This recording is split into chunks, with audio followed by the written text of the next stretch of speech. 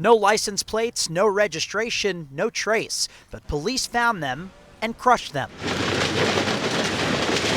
With the help of 2 sanitation bulldozers that literally ran over more than 200 illegal mopeds. New Yorkers have strong feelings about illegal mopeds and scooters because we hear it all the time. The Adams administration has taken over 100,000 so-called ghost cars off city streets. Police Commissioner Jessica Tisch says it's about more than just crushing mopeds. It is about crushing the criminal activity and quality of life issues that come with them. The mayor notes they are used in all sorts of illegal ways. Driving the wrong way, down streets, on sidewalks, or in the dark without lights. These vehicles often are used in crimes. Jewelry snatches, phone snatches, robberies.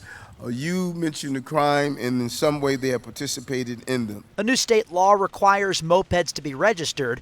The police commissioner wants the city council to go after ATVs next. Though ATVs cannot be legally operated on New York City roadways, they can be legally possessed, making enforcement of the law very challenging. She wants to make possession of an ATV a misdemeanor.